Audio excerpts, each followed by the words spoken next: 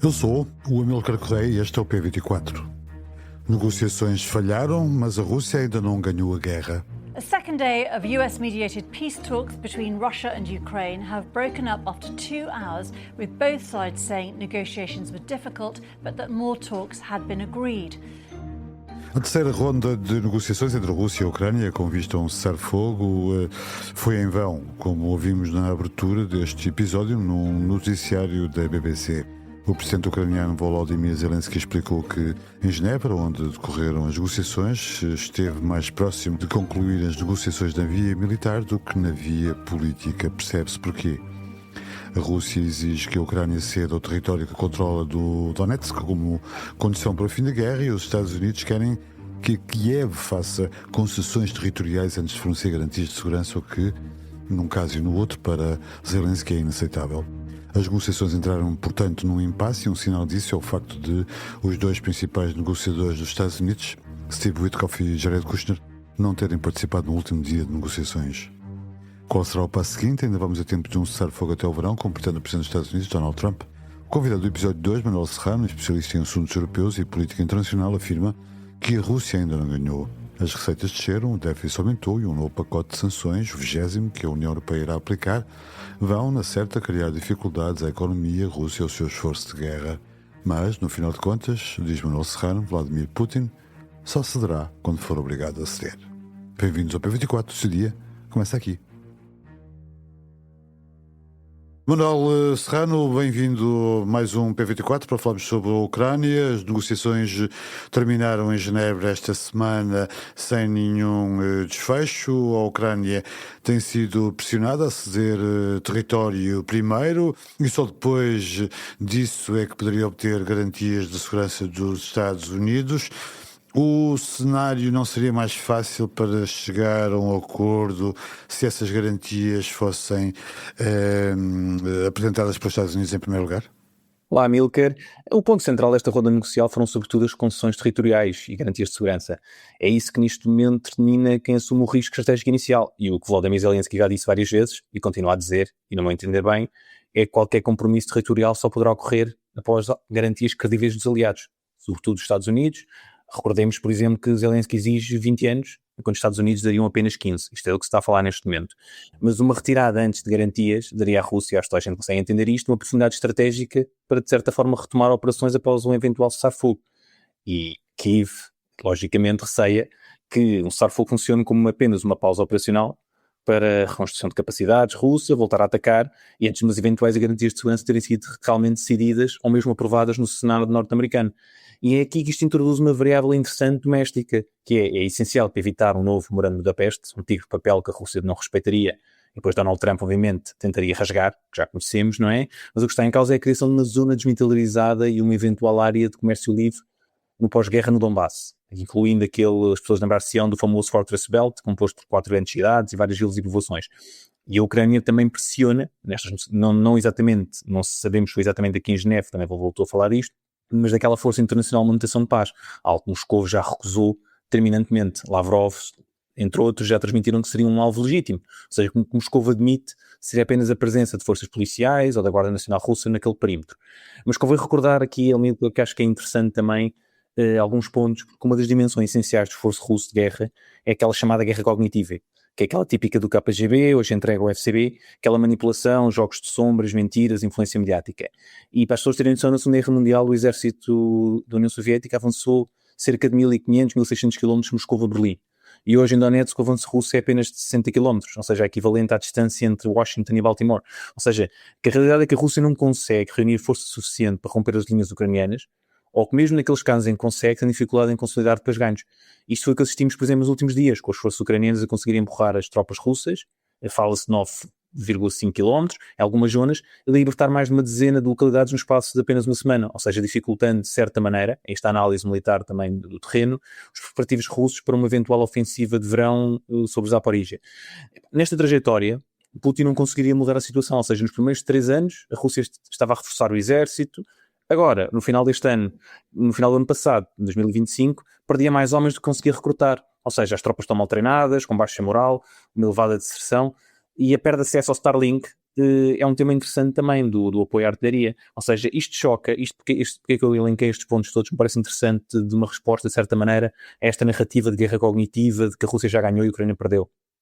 Esta lógica de que aqueles que afirmam que a Rússia é uma superpotência digna desse nome, tendo em conta as fragilidades económicas, projeção de poder e aliados, paritários, obviamente, além da ausência de soft power, uma superpotência não se define apenas pelos milhões de granadas de artilharia por ano, como nos querem fazer acreditar. E acho que este é um ponto muito importante quando fazemos estas análises no terreno, porque entender que muitas destas vezes a narrativa russa é parte deste esforço de guerra, convencer os Estados Unidos e, obviamente, as sociedades civis europeias de que a Rússia já ganhou e a Ucrânia já perdeu. E há, nomeadamente, para além dos fatores que mencionou, o facto de a Rússia estar a recorrer a soldados quenianos é a última novidade para este esforço de guerra. Na prática, como disse, há aqui alguma estagnação no campo de batalha. A Rússia não conseguiu os avanços que pretendia e não confirmou essa ideia de que estaria numa posição vitoriosa. Por outro lado, temos aqui uma corrida contra o tempo. O Trump quererá um acordo até o verão por razões de política interna, mas a ausência de Steve Witkoff e Jared Kushner na sessão de quarta-feira destas negociações também não são um sinal de que as negociações estagnaram e que esse objetivo pode não ser alcançado? Sim, segundo o relato ao New York Times, a sessão de quarta-feira durou apenas 2 horas e terminou sem progressos. No dia anterior, Steve Witkoff e Jared Kushner tinham estado. Ou seja, e o facto de serem substituídos no segundo dia da reunião, serem substituídos por políticos subalternos. Exatamente, envia todo o sinal um sinal claro que as negociações não correram bem ou que já não havia grande expectativa. É importante lembrar também que as rondas anteriores em Abu Dhabi foram tidas como construtivas. Nós já sabemos o que é que isto significa na diplomacia, mas pelo menos houve essa palavra e houve um foco mais positivo. E teriam sido focadas mais no cessar-fogo como tal, nas trocas de prisioneiros. Já esta ronda ter-se centrado mais nas questões territoriais e de soberania, ou seja, que já sabemos são muito mais complexas.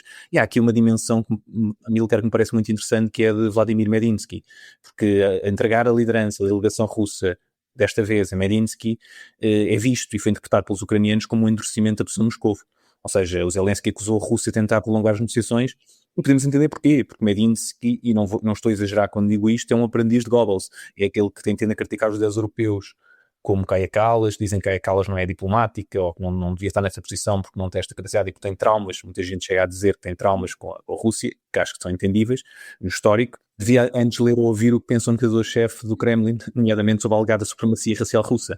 E recordar, por exemplo, algo pouco diplomático que ele disse, que acusam mais uma vez Kallas, que foi deste assessor, foi que na altura, numas negociações, salvo erro em Istambul, ameaçou a Ucrânia com uma guerra prolongada que podia chegar aos 21 anos daquela famosa guerra entre a Rússia e a Suécia há alguns séculos atrás, ou seja, que este é o tipo de pessoa que estava do outro lado a negociar em Geneve e é importante ter isto em conta.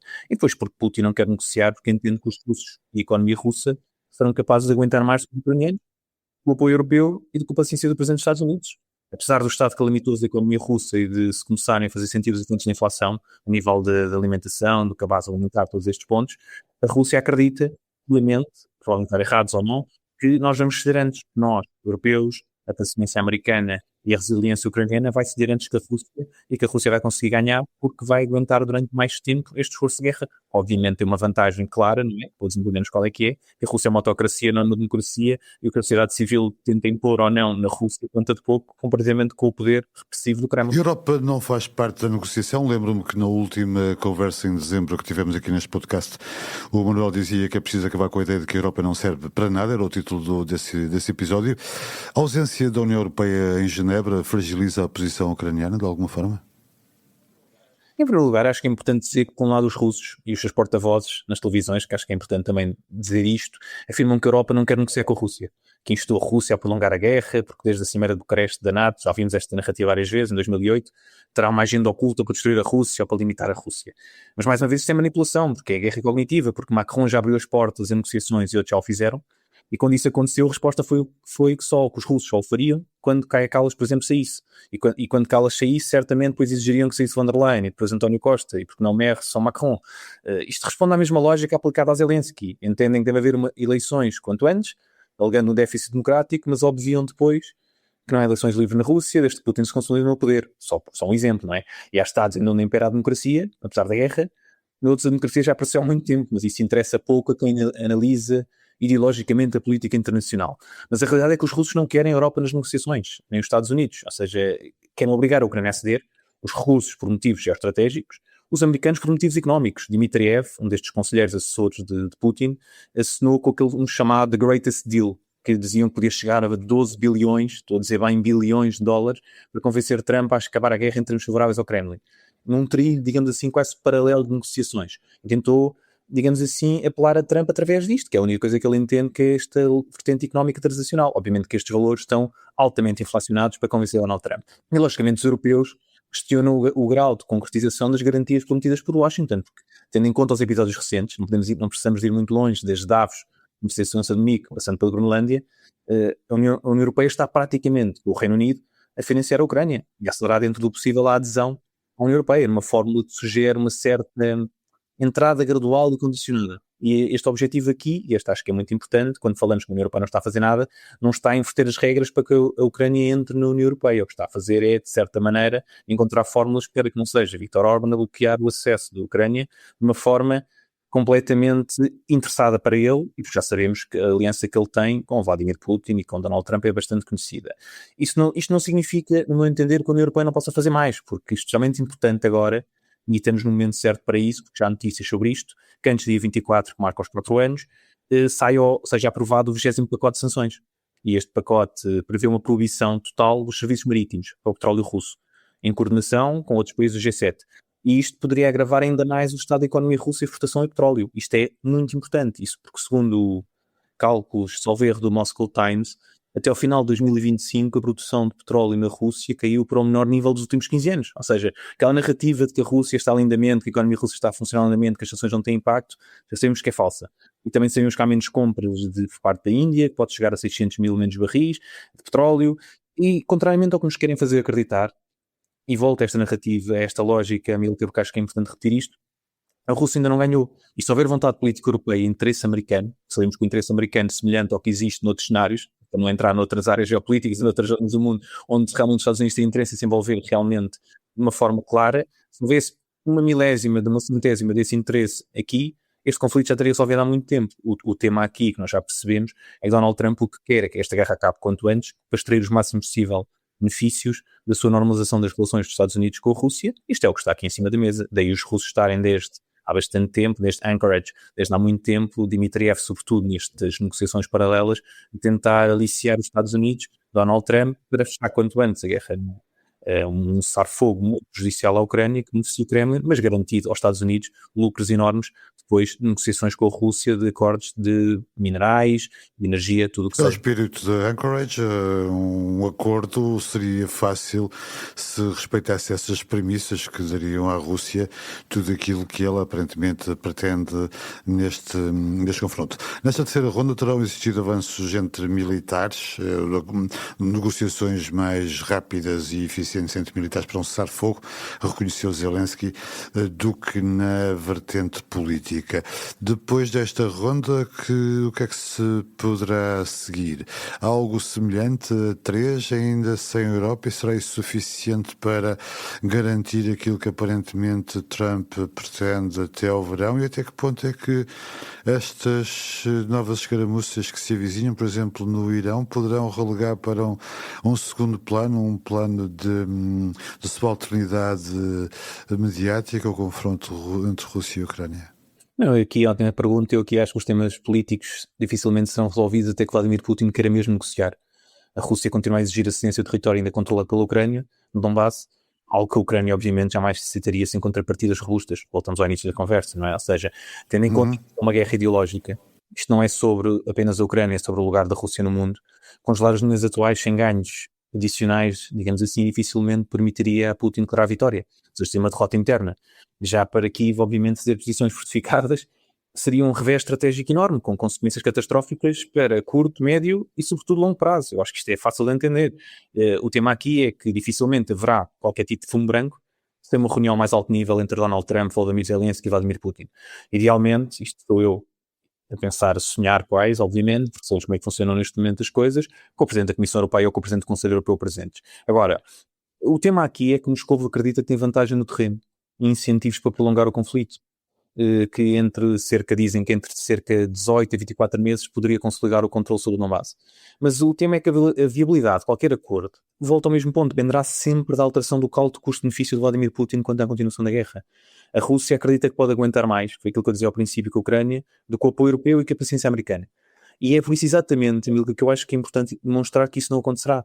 Ou seja, limitando tanto a influência do Orbán e do Fico no seio do Conselho, obviamente, dos respectivos primeiros-ministros da Hungria e da Eslováquia, e explorar o facto da situação na Rússia ser bastante difícil. E isto é importante voltar a dizer, porque a economia russa está a crescer cerca de 1%, as receitas caíram, o déficit está em cerca de 2,6% do PIB. Neste sentido, cada ano de conflito, obviamente, eleva ao risco sistémico de crise fiscal, colapso institucional, e talvez para o Kremlin, não é um talvez, é mesmo, não se preocupa tanto, Vladimir Putin, obviamente, com o custo de mais vidas ou não, e isso implica a sua vitória ideológica muito importante por ele neste momento. Eu acho que está aqui o ponto da situação, e isto é que é realmente importante.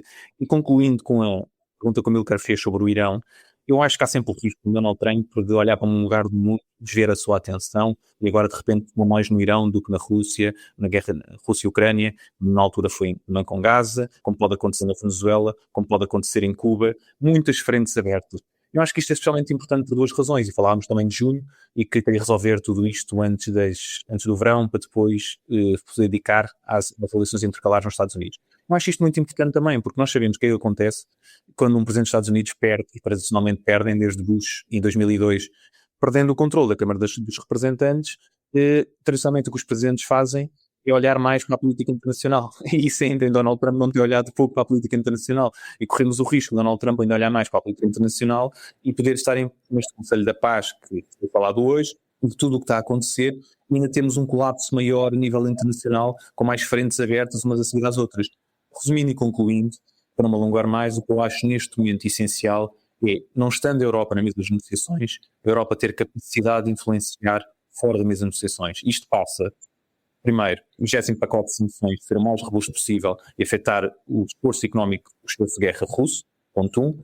Tentar convencer os Estados Unidos daquela iniciativa que nós sabemos que existe do senador Lindsey Graham, republicano e democrata Blumenthal, sobre aqueles 500% de tarifas sobre aqueles estados que comprem produtos energéticos russos. E, finalmente, não comprar a narrativa que a Ucrânia já perdeu e a Rússia já ganhou, porque, de facto, isso não aconteceu. E aquelas pessoas que nos andam a dizer há semanas, meses, anos, que o Kursk já caiu, que aquelas zonas da Ucrânia já caíram, e depois acontece o que acontece nestes dias, uma superpotência, entre aspas, como a Rússia, depende, por exemplo, do Starlink para manter conquistas territoriais, não devemos comprar a narrativa.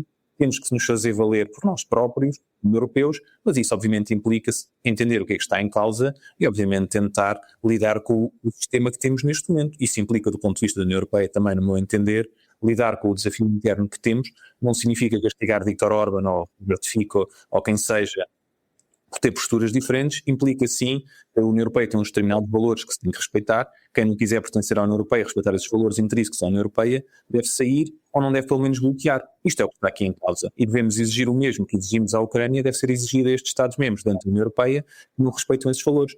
Porque senão o que vamos ter um dia destes, que é um perigo real, uma Europa a várias velocidades está muito bem, pode ser produtiva e pode responder às necessidades do momento, como minimilitarismo, coalitions of the willing, obviamente. Agora, precisa haver um núcleo de valores, de interesses da União Europeia como tal, para existir como tal, como um projeto diferente. Não existindo, caímos no jogo da Rússia, acontece o que a Rússia quer, e a lógica é que nós não aguentamos, nós, os europeus, a Ucrânia não se aguenta, os Estados Unidos cansam-se, e a Rússia consegue a sua agenda maximalista que eu quero desde o primeiro momento.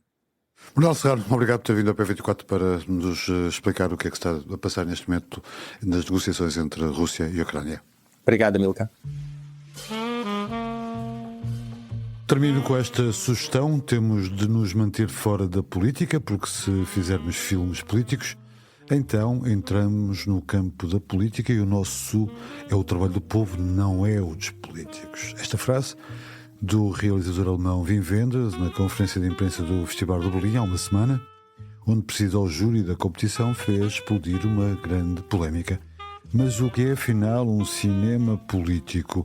Este é um tema de conversa entre Alexandra Prado Coelho e Vasco Câmara no podcast No Escuro. Um podcast onde se fala de cinema e de outras coisas também, todas as sextas-feiras. Não perca. Obrigado por ouvir o P24. Tenham um bom fim de semana. Voltamos segunda-feira. Para não perder os novos episódios, subscreva este podcast do Público na sua aplicação preferida. Para além deste programa, há mais para descobrir em público.pt/podcasts. O Público fica no ouvido.